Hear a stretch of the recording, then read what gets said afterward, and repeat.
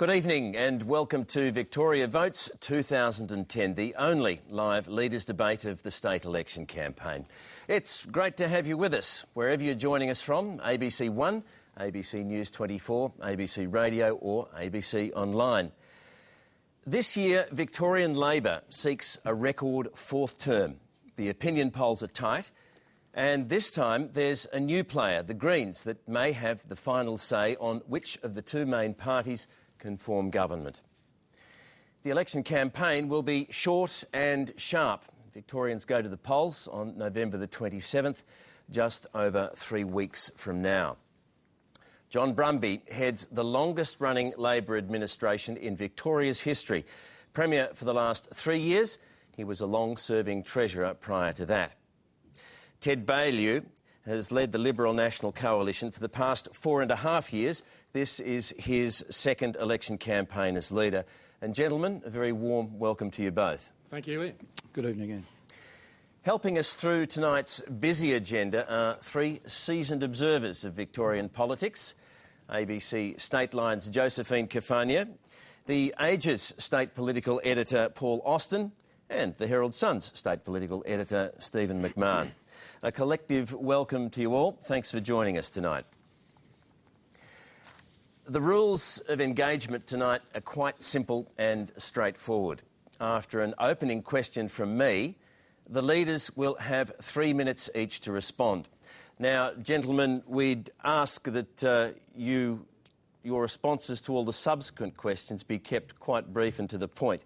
Feel free to question each other directly, and from time to time you'll find I'll also ask a short and sharp question for which we'd appreciate a short and sharp answer. No more than one sentence is the guiding thought. Our aim is to give you both a fair go, so we'll be keeping an eye on the clock to make sure that no one is hogging the limelight. Now, shortly before we came on air, the leaders tossed a coin. Mr Baillieu was the winner, and he's opted to take the first question. But it all evens up in the end, as Mr Brumby will have the benefit of the last word at the conclusion of the debate. So, let's get down to business. Mr Baillieu, why should we be taking a chance with you? Well, thank you, Ian. And can I say right up front, I am a proud Victorian, a very, very proud Victorian. And this is a great state. But Victoria has significant problems. Violent crime is reaching record levels. Our transport system is failing. Our country roads are crumbling. Our planning system is no longer trusted. Local communities are being ignored. And children in state protection are being neglected. Those in need of hospital care are waiting for years on long and secret waiting lists. Families are struggling with soaring household bills for water and power, and endless waste and mismanagement are forcing up government fees and charges.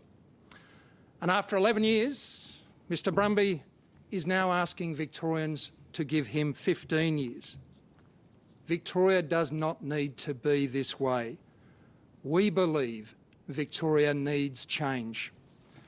We want to fix these problems. We want more police in our streets, a zero-tolerance approach to crime and violence, and tougher sentencing, a transport system that is safer and more reliable. We want to fix our country roads, and we want to restore confidence and certainty to our planning system and protect our environment and heritage. We want to change the way we manage our hospitals and care for those who are ill and suffering or who need protection. And we want to ensure that our schools have the resources they need. We want to make the most of the great advantages that this state enjoys. But we want to grow this state with infrastructure and services, with new jobs, good jobs. But we want to grow this state well. The fact is, we need a change because this government is tired. They're out of touch and they only offer more of the same. Things have got worse under this government, not better. We'll put an end to the cover-ups, the secrecy and the incompetence. I want a modern, open, accountable government that people can trust. Above all, I want Victorian families to have a better life, not a more difficult life. And I believe that only change can make that happen. Mr Brumby, over to you. Why should we have you back? Thank you, Ian, and thank you, Ted.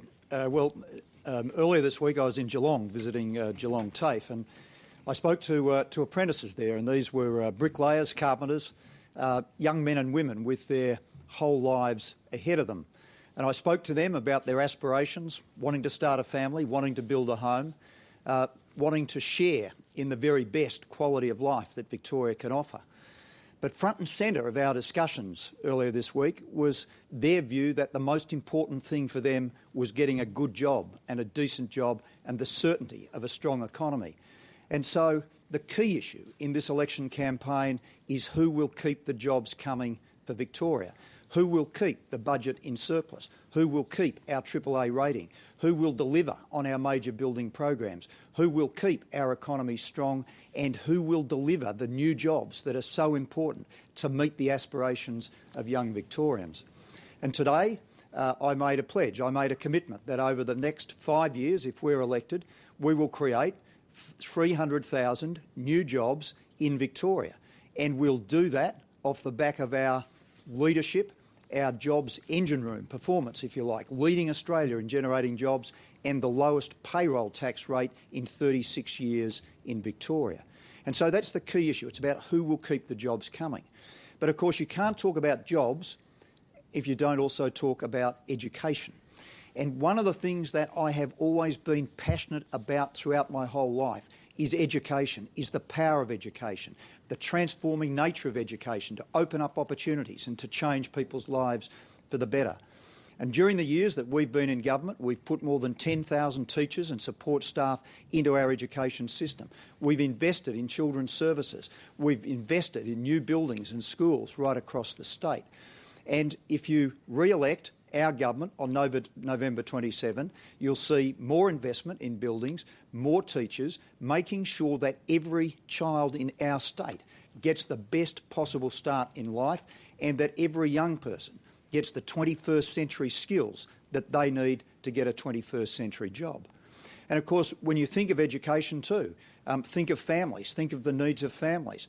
We've got 200 new babies being born every day in Victoria. At the other end of the spectrum, we've got 1,000 Victorians each week who turn 65. So we need to keep building hospitals. We need to keep investing in health.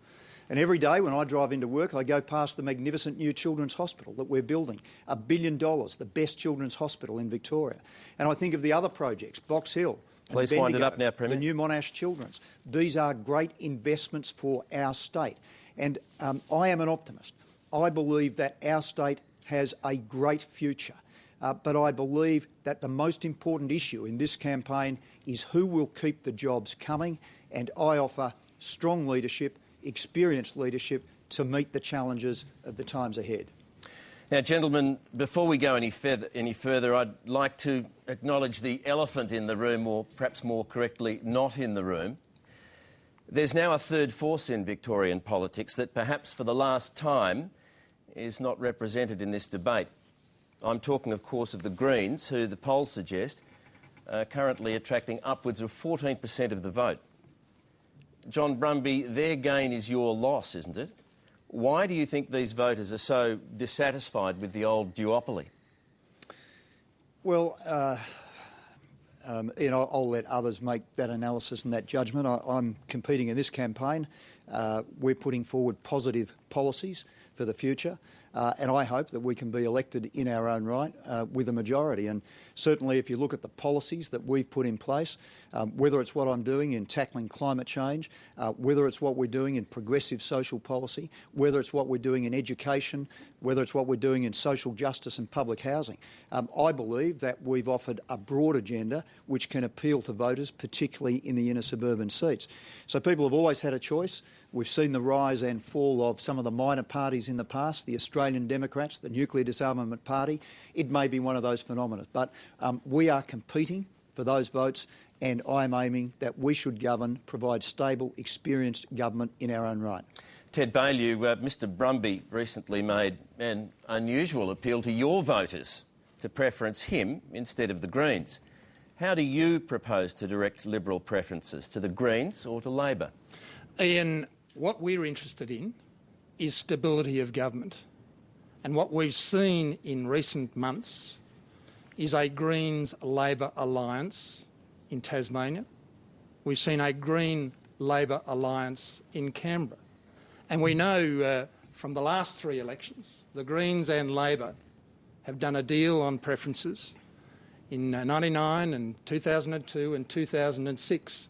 And we know in the recent by-elections, again, the Greens and Labor did a deal on preferences. So what do you do? And there is only one question for Mr Brumby to ask. Has he done another deal? Because Mr Brumby needs Green preferences. I actually asked you a question. How do you propose to direct your preferences? The issue is, will Mr Brumby preference the Greens in the interests of him saving his job? Because the Labor Party's vote is crashing. Well, Ian, can I just comment on that if I could? The reality is that in the recent federal election, in the seat of Melbourne, Adam Bandt, the Greens Member of Parliament, was elected off the back of Liberal Party preferences. And I've simply made the point recently that the demographics in these inner suburban seats is changing. And one thing we can guarantee on, I think that's indisputable, is that in these inner suburban seats, the Labor Party will come in first, a Greens candidate will come in second, and the Liberal Party will come in third. It is absolutely true to say that Liberal Party preferences will determine the outcome in those seats in exactly the same way as they elected Adam Bandt to the federal parliament. And I know this is uncomfortable for Ted Baillieu. These are difficult issues. But the reality is this is a raging issue. This is a crisis in the Liberal Party about where these preferences are directed. I've got to say, Ian, I've never heard such hypocrisy in my life. Here we are. Here it is, the how to vote card from the last election. Seat of Melbourne, Labor Party how to vote card. Number 1 Labor, number 2 Greens. In Brunswick, number 1 Labor, number 2 Greens. In the seat of Northcote, number 1 Labor, number 2 Greens.